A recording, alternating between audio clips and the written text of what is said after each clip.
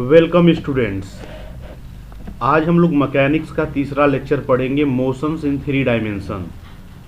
इसके पहले लेक्चर में हमने मैकेनिक्स में सेंट्रल ऑर्बिट के बारे में और जो स्टैटिक्स का पार्ट था जिसमें सेंट्रल एक्सिस, नल प्लेन, नल पॉइंट, इन सब के बारे में एमसीक्यू पर हमने चर्चा किया था।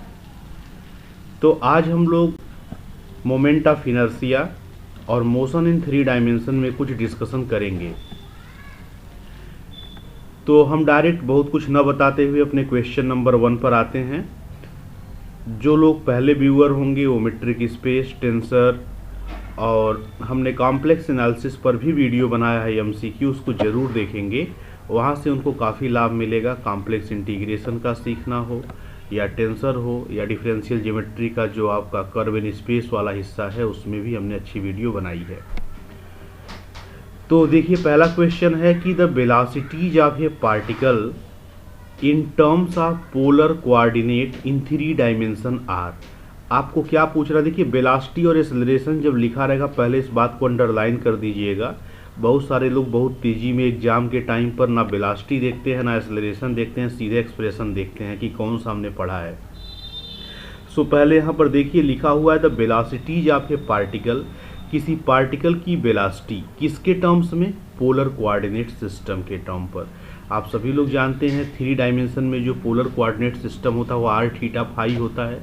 तो क्या होता है आप सभी लोग जानते हैं। देखिए, बीएससी सेकेंड ईयर में आप लोगों ने देखा होगा कि आपका आर डॉट और आर थीटा डॉट ये 2 डायमेंशन में 2 होता ही था। अब यही 3D हो गया है तो एक और बढ़ेगा, तो यही वाला बढ़ जाता है भी फाई वाला। क्या होता है? ये r sine theta phi dot, तो यही 3D में यही वाला एक बढ़ जाता है। क्लियर? तो यह वेलोसिटीज है किसी पार्टिकल का, किसके टर्म्स में? पोलर कोऑर्डिनेट सिस्टम के टर्म्स में। क्लियर है पूरी बात? ठीक है। याद करने का क्या तरीका है? यही वाला कि आपका पहले आर डॉट होता था बीएससी सेकेंड ईयर में, और एक होता था आर थीटा डॉट, ये रेडियल होता था, ये ट्रांसवर्स होता था। अब चूंकि ये 2D का मामला नहीं है बल्कि 3D का मामला है, इसीलिए भी फाई भी आ गया है, r sine theta phi dot. Clear? Next question पे आते हैं। अब इस बार हम एक्सेलरेशन की चर्चा कर रहे हैं। The accelerations of a particle in terms of polar coordinate system in three dimension are. किसी पार्टिकल का एक्सेलरेशन पोलर कोऑर्डिनेट सिस्टम में 3 डायमेंशन में क्या होगा? ठीक है। अब जरा देखिए, चूंकि इसका एक्सप्रेशन बहुत बड़ा है तो हमने 4 ऑप्शन न बना करके आपके सामने सीधे और सीधे हमने आंसर लिखा है। अब यहाँ भी पोलर कोऑर्डिनेट सिस्टम की बात कर रहा है तो आर थीटा और फाई में होगा पक्का। अब देखिए, हमने सीधे यहाँ पे आंसर क्या लिखा है। पहला आपका जो एफ आर है, एक acceleration r double dot minus r theta dot square. आप जानते हैं 2D में बस इतना ही होता था। अब इसी में लेकिन कुछ टर्म और एक्स्ट्रा बढ़ जाता है, r double dot minus r theta dot square minus rho sine theta phi dot का होल स्क्वायर। ठीक है। और एक होता है F theta equal to 1/r d over D t r square theta dot minus r sine theta cos theta phi dot का square. ठीक है। अगर आप लोग बहुत सारा न्यूमेरिकल मैकेनिक्स में किए होंगे, क्योंकि पहले तो ये अनुमान था कि जो आपका पेपर होगा वो रिटेन होगा, तो ऐसी सिचुएशन में आप इस फार्मूले को कई बार अप्लाई किए होंगे और शायद आपको याद हो गया होगा।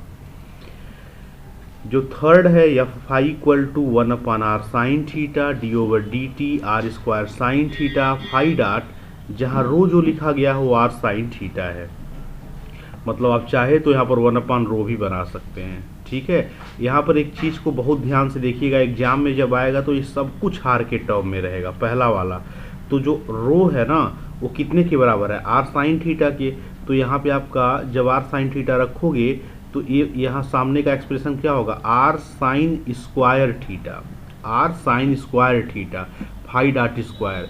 तो इस चीज़ को आप एक बार और अपने कॉपी पे नोट कर लीजिए। रो की वैल्यू आप क्या पुट कर लीजिए? R sine theta. तो सब कुछ आर के फॉर्म में दिखेगा। तो आपका 3 फार्मूला बना जो है एक्सेलरेशन का, एक r double dot minus r theta dot square minus r sine square theta phi dot square, और एफ थीटा बना 1/r d over D t r square theta dot minus r sine theta cos theta phi dot square, और F phi बना 1/r sine theta d over D t r square sine square theta phi dot. Confirm. Next question की तरफ हम आते हैं कि acceleration किसी particle का सिलिंड्रिकल कोऑर्डिनेट सिस्टम में क्या होगा। आप जानते हैं कि सिलिंड्रिकल कोऑर्डिनेट सिस्टम में किसी पॉइंट का जो कोऑर्डिनेट होता है उसको जेड, रो और फाई से इंडिकेट करते हैं। तो जो एक्सेलरेशन है किसी पार्टिकल का इन terms of cylindrical coordinate system किसी पॉइंट पे क्या होता है, हम इसमें भी डायरेक्ट 4 ऑप्शन न बना करके फार्मूला लिख दिए हैं, क्योंकि 4 ऑप्शन में 2 तो गलत लिखा ही रहेगा, 3 गलत लिखा ही रहेगा, बाकी आपका यही जो है आंसर है।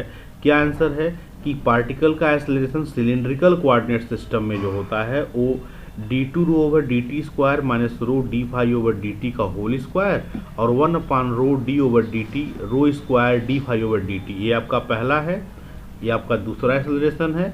और तीसरा जो z एक्सिस के लॉन्ग होता है वो d2 z over dt square होता है। तीसरा बड़ा ही आसान है, ठीक है, और ये आप देख ही पा रहे हैं। आप ऐसे इसको ध्यान से पढ़ सकते हैं, रो डबल डॉट, क्योंकि t के रिस्पेक्ट में डिफरेंशिएट किया गया है, rho double dot minus rho phi dot square. आप ऐसे अगर चाहें तो सिंपल फॉर्म में लिख के याद कर सकते हैं, rho double dot minus rho phi dot square, और इसको आप लिख सकते हैं 1 upon rho D over D T rho square phi dot. Confirm. तो ऐसा याद करना बड़ा आसान भी होगा, क्योंकि आप बीएससी सेकेंड ईयर में इस टाइप का 2 फार्मूला पढ़े थे एक्सेलरेशन का, तो उसी को अगर बेस बना करके अगर आप पढ़ने की कोशिश करेंगे तो याद आसानी से हो जाएगा। अगला क्वेश्चन है कि एक्सेलरेशन जो है किसी पार्टिकल का मूविंग एलॉन्ग अ कर्व, किसी पार्टिकल का एक्सेलरेशन अगर किसी कर्व के एलॉन्ग मूव कर रहा है तो टेंजेंट के एलॉन्ग, प्रिंसिपल नॉर्मल के एलॉन्ग और बाई नॉर्मल के एलॉन्ग क्या होगा। भाई देखिए, आप सभी लोग जानते हैं 3D है तो यहाँ पे टेंजेंट भी होगा, प्रिंसिपल नॉर्मल भी होगा और बाई नॉर्मल भी होगा। तीनों एक दूसरे से क्या होते हैं, 90 डिग्री होते हैं, ट्राइपॉड बनाते हैं। तो यहाँ पे आपसे पूछ रहा है कि अगर कोई पार्टिकल किसी कर्व के एलॉन्ग मूव कर रहा है तो टेंजेंट के एलॉन्ग उसका एक्सेलरेशन कितना होता है। तो देखिए, अगर आपका यस आर्क लेंथ है कर्व का तो d2 s over dt square जो है टेंजेंट के एलॉन्ग होता है, बड़ा आसान सा है, टेंजेंट के along d2 s over dt square. और प्रिंसिपल नॉर्मल के एलॉन्ग निकालना हो तो 1 अपान रो करिए और ds ओवर dt का होल स्क्वायर कर दीजिए, ये आपका प्रिंसिपल नॉर्मल के एलॉन्ग होता है। और मोस्ट इम्पॉर्टेंट जो एकदम अलग से रिजल्ट पूछ सकता है एग्जाम में कि एक्सेलरेशन किसी पार्टिकल का क्या होगा मूविंग एलॉन्ग ए कर्व। अगर कोई पार्टिकल जो है किसी कर्व के एलॉन्ग मूव कर रहा है, acceleration of a particle moving along A curve, ठीक है, बाई नॉर्मल के एलॉन्ग क्या होगा। क्योंकि इसके एलॉन्ग 0 होता है तो उसको ऑप्शन बनाना आसान रहेगा। तो याद रखिएगा कि पार्टिकल अगर मूव कर रहा है किसी कर्व के एलॉन्ग तो बाई नॉर्मल के डायरेक्शन में उसका जो एक्सेलरेशन होगा वो क्या होगा, 0 होगा। It is a very important result है ना।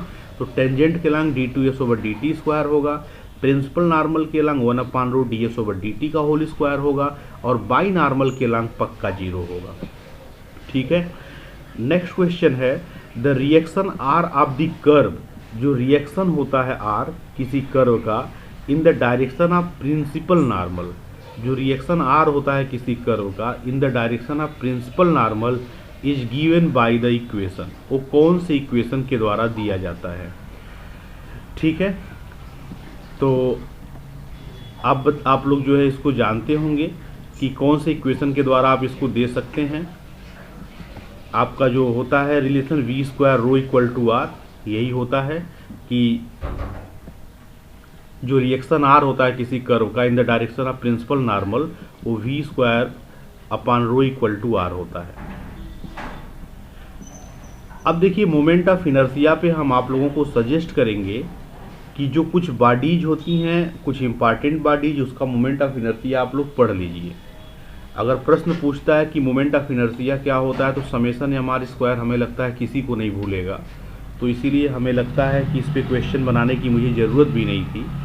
तो हम डायरेक्ट कुछ बॉडीज का लिख रहे हैं, क्योंकि बॉडीज का मोमेंट ऑफ इनर्शिया पूछा जा सकता है डायरेक्ट। जैसे देखिए, जब मोमेंट ऑफ इनर्शिया पूछा जाता है तो इस बात को ध्यान देना चाहिए किसके अबाउट पूछा जा रहा है, क्योंकि जिसके अबाउट पूछा जा रहा है अगर आप उस एक्सिस को बदलेंगे तो मोमेंट ऑफ इनर्शिया भी बदल जाएगा। तो सबसे पहला आपका जो पैनी नज़र होनी चाहिए किसकी अबाउट। जैसे पहले बार एक बॉडी दिया गया है, एक यूनिफॉर्म रॉड है जिसका मास कैपिटल M है और लेंथ 2a है, तो यूनिफॉर्म रॉड का मोमेंट ऑफ इनर्शिया अगर 2a लेंथ का है तो 4/3 ma स्क्वायर होता है, ठीक है। आप इसको निकालना भी जानते हैं, आप सभी लोग चाहें तो कैलकुलेट भी कर सकते हैं इंटीग्रेशन से। सेकेंड है यूनिफॉर्म रेक्टेंगुलर लेमिना अगर है जिसके साइड्स 2a और 2b हैं तो इसका m/3 a² प्लस b² हो जाता है। ठीक है, ये बहुत ही आसानी से आप इसको डील कर सकते हैं। अबाउट द परपेंडिकुलर, जैसे लेमिना है तो उसके प्लेन के परपेंडिकुलर एक्सिस के अबाउट ये कैलकुलेट किया गया है। ऐसे रेक्टेंगुलर अगर पैरेललियोपिपेड है जिसकी एजेज 2a 2b 2c है और मास m है तो x एक्सिस के अबाउट अगर आप निकालेंगे तो m/3 b² प्लस c² होगा, और y एक्सिस के अबाउट निकालेंगे तो b गायब हो जाएगा, m/3 c² प्लस a² होगा, और z एक्सिस के अबाउट निकालेंगे तो m/3 a² प्लस b² होगा, c² गायब रहेगा। चौथा है कि यूनिफॉर्म सर्कुलर रिंग है जिसका रेडियस a है और मास कैपिटल M है। अगर आप इसका मोमेंट ऑफ इनर्शिया जानना चाहते हैं perpendicular to plane of the ring तो m² होता है। और यूनिफॉर्म सर्कुलर डिस्क का देखिए यहाँ पे कंफ्यूजन ये हो सकता है, सर्कुलर रिंग है और यहाँ पे क्या है सर्कुलर डिस्क है, ma²/2 होता है, ये भी perpendicular to plane of disc ही होता है। यूनिफॉर्म इलिप्टिकल डिस्क है अगर मास m का और सेमी एक्सिस जिसकी a और b हैं, है ना, तो ऐसी सिचुएशन में m/4 a² प्लस b² होता है। जो इलिप्टिकल डिस्क है उसी के प्लेन के परपेंडिकुलर एक्सिस के अबाउट निकाला गया है। सातवां है हॉलो स्फीयर है जिसका मास m है और रेडियस a है, तो इसका जो है इसके किसी भी डायामीटर के अलग आप निकाल सकते हैं। भाई हॉलो स्फीयर है ना, तो तमाम सारे इनफाइनाइट डायामीटर्स हैं, आप चाहे किसी डायामीटर के अलग मोमेंट ऑफ इनर्शिया निकालेंगे आंसर 2/3 ma² ही आएगा। और सॉलिड स्फीयर की बात करेगा तो 2/5 हो जाएगा। ठीक है, तो हॉलो स्फीयर में 2/3 और सॉलिड स्फीयर में 2/5। सॉलिड इलिप्सॉइड है जिसका मास m है, x एक्सिस के अबाउट अगर आप मोमेंट ऑफ इनर्शिया निकालते हैं तो बनेगा 1/5 mb² plus c²। x axis के अबाउट में a देखिए गायब है, और y के अलग निकालेंगे तो 1/5 mc² a² हो जाएगा, और z एक्सिस के अलग निकालेंगे तो 1/5 ma² प्लस b² हो जाएगा। कंफर्म। रथ रूल होता है जो थोड़ा बहुत याद करने में आपको हेल्प कर सकता है। डॉक्टर रथ ने एक रूल दिया था जो मोमेंट ऑफ इनर्शिया को याद करने में काफ़ी हेल्पफुल होता है। इन्होंने कहा moment of inertia about an axis of symmetry अगर आपको निकालना है तो मास लिखिए और sum of square of perpendicular semi axis लिखिए अपॉन 3 4 5 लिखिए। जो डिनोमिनेटर है 3 कब होगा, 3 तब होगा जब बॉडी रेक्टेंगुलर होगी, 4 कब होगा जब बॉडी इलिप्टिकल या सर्कुलर होगी, और इन्होंने ही कहा कि आपका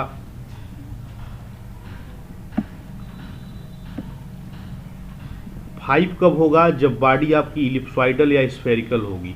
तो 5 स्फीयर वाले केस में नीचे आता है या इलिप्सॉइडल वाले केस में नीचे आता है, 4 इलिप्टिकल वाले केस में जो है नीचे आता है या सर्कुलर वाले केस में नीचे आता है, और रेक्टेंगुलर वाले केस में 3 नीचे आता है। तो यही आपका रथ रूल था जो थोड़ा बहुत हेल्पफुल है याद करने में मोमेंट ऑफ इनर्शिया को। सो मोशन इन 3 डायमेंशन में इस तरह के प्रश्न आपसे पूछे जा सकते हैं। मैकेनिक्स में बाकी जो कुछ चैप्टर्स हैं जैसे डीएलम्बर्ट प्रिंसिपल है, उसमें आप लोग कंजर्वेटिव ऑफ मोमेंटम पढ़ लीजिएगा, कंजर्वेशन ऑफ मोमेंटम पढ़ लीजिएगा। ये 1-2 आर्टिकल अगर आप पढ़ लेंगे तो आपका काम हो जाएगा। सो आज का लेक्चर हम यहीं पे समाप्त करते हैं। इसके बाद हम लोग नेक्स्ट लेक्चर में सिंगुलरिटी को देखेंगे। तो मैकेनिक्स आप इतना तैयार करिए, काफ़ी जो है हेल्पफुल होगा एग्जाम में।